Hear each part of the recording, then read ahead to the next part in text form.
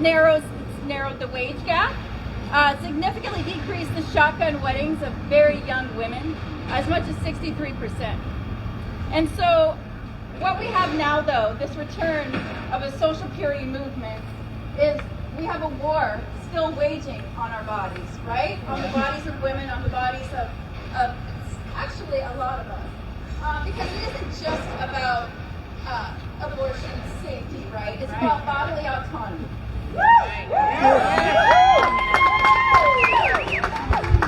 And what we know is that in states that want to restrict reproductive rights, there's also more children living in poverty, single mothers. And we know that these children are far less likely to go to college and remain in generational poverty. What we know is that these states also have the highest teen pregnancy rates. They have a higher mortality rate in these states due to diseases like stroke and heart disease. And these side effects are even greater in our Black, Brown, Indigenous communities. And so what do you say? Do you say enough is enough? Enough is enough. And so Alabama, Ohio, Georgia, Texas, Mississippi, Missouri, Texas, Idaho, and more, you know what? Enough is enough. Let me hear you say it again. Enough is enough. Enough is enough. Enough is too much.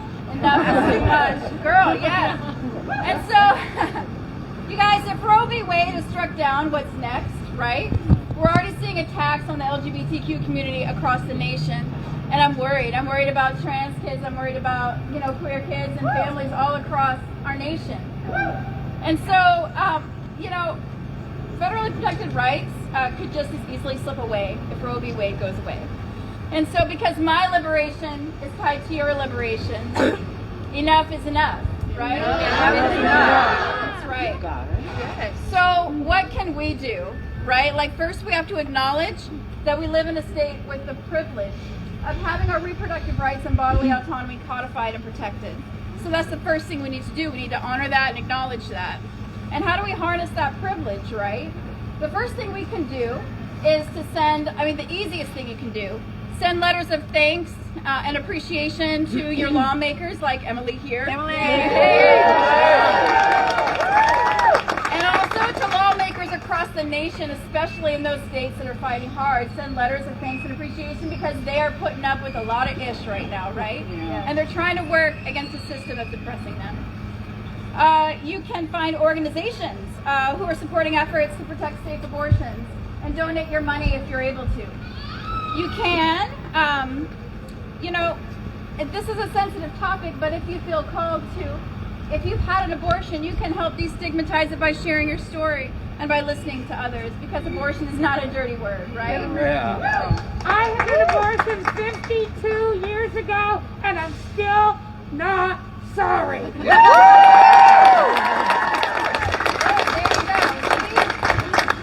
Thank you, Allison. I had an abortion 17 years ago. Yes. Thank you. And so, as we are, as we're inundated with all of this kind of scary and negative news, I also want to encourage you to practice self-care, because it is a war on our bodies. It is a war, that we're all experiencing in some way or another. It affects, if you're a man, it affects your sister, your wife. It affects us all. And so I also want to encourage you to practice self-care. Stay angry, but don't let that anger fester into hatred, because that hate only hurts us, right? Yeah. Right. We're all here from a place of love. We're all here from a place of love and concern for vulnerable people. And so stoke that love, okay? Stay angry, stay mad, that's okay, but don't let it turn into hate. Make sure that energy is focused on the people that need it. Find a way that you can harness that energy into something positive and into making change. Thank you. I'm Denise Fry, and I'm your newest city council member from District 2, which is East Bremerton, across the bridge, above Manette. Just saying. My mother gave birth to me in 1955 as a single professional woman. She did not have the choice. Am I glad she gave birth to me? Of course. But if you knew my mother, you would have known that life would have been a heck of a lot easier for her if she didn't have to give birth and care for me. I wish my mother had at least had that choice. Fast forward, 1978, shortly after Roe versus Wade, I was in my second abusive relationship and I got pregnant. I had to have an abortion to keep that child from being abused in that home, and that was a serious choice that I made, and I do not regret it. All right. From there, I spent 40 years of my life running YWCAs in this country, empowering women, eliminating racism. We were doing intersectionality before it was a buzzword. We get it. We get it. And as your city council member, my voice will be heard if it ever comes into city council business. That's my purview. Outside of that, I don't know about you, but I got out my pink pussy socks this morning, and I'm delighted to see all the pink pussy hats around here. We must stay vigilant. First thing I told our senator today when I saw her was, we knew this was coming. We knew it. But the day is today. We cannot change what has happened. We can expect that decision in June. I don't think it's going to change. We must remain vigilant. But let's turn up the volume, because I am.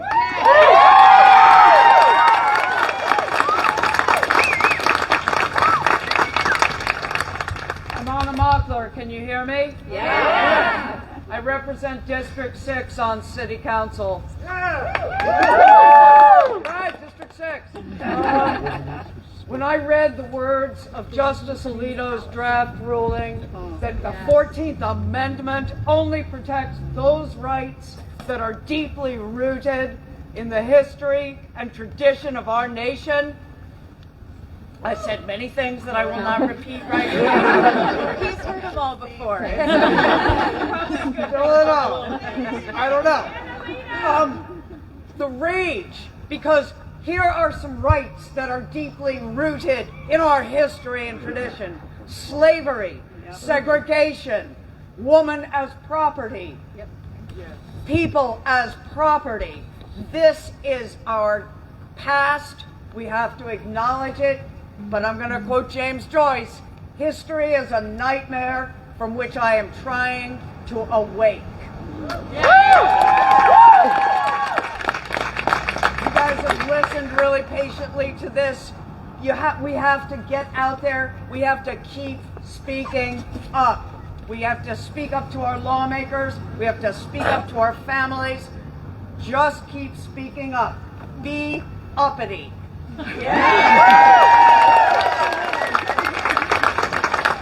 Well, I'm Jeff Coughlin. I'm the City Council member for District 3, including right here downtown. I'm going to keep this real short and simple. I trust women. I trust women to make their own choices. And that's as simple as this is. Thank you.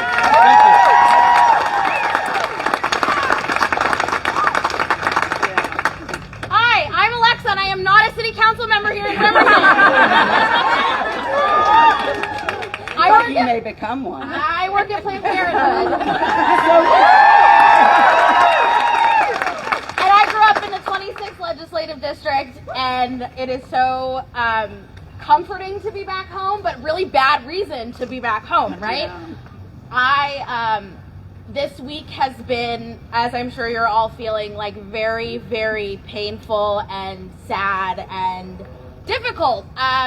But some things that have happened this week is that I have had people reach out and share their abortion stories for the first time. It is the only I'm the only person they have told. And it is a lot to carry through this week, and I am bringing their energy here to you because abortion is not a dirty word. That's right.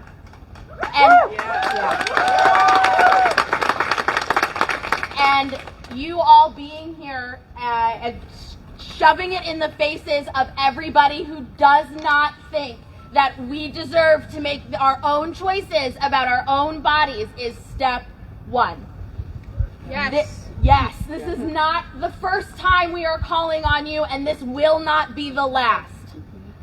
We are mobilizing. I'm sure you've seen hundreds of events on Facebook and Twitter and everywhere because we are outraged. Never in the history of this nation has a decision to overturn precedent taken away our rights. I know. Right. I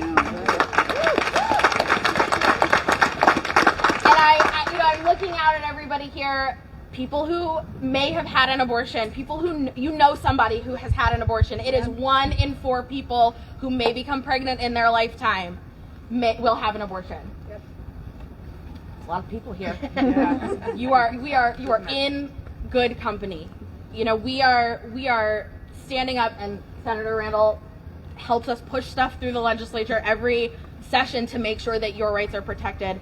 I'm telling you, our patients are coming from Texas. We are scheduling patients to go on abortion vacations in Hawaii because that is the soonest they can receive health care. Your local abortion clinic should be down the street from your home. And showing up and mobilizing and working for, volunteering with Planned Parenthood. Pro-Choice Washington is here today. I promise you we have things for you to do. We're very tired. Yes. Please come and work with us and join this movement with us because your presence in the movement tells Justice Alito that he can shove it because absolutely. Yes. It is, I'm just like, for anyone who knows me, I'm a crier. I'm really trying not to cry because you are all of you out here is bringing This is heavy. Yeah. And, all of you out here though just warms my heart and warms it gives me a reason to get out of bed in the morning to go to my job. But this is not the beginning. Roe was only the floor.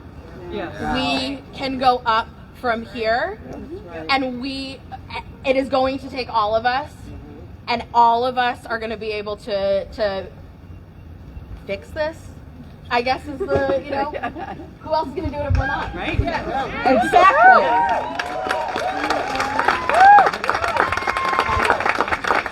We know our community is powerful, and when we work together, we can win. We can win our rights back, but we have to do this work together. So meet a new neighbor, find someone you don't recognize, introduce yourself, build your community, and commit to continuing this fight. I'm proud to be in it with you. Thank you. Thank you.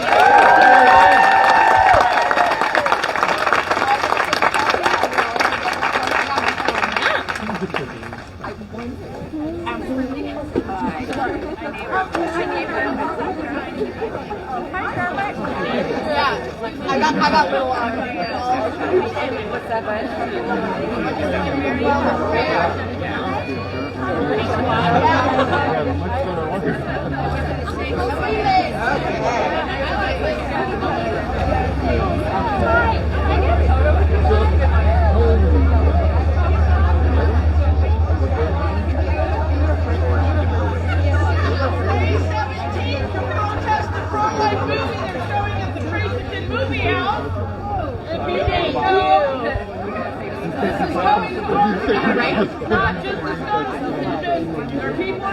So I work at I don't see how we have the radiation, but I can.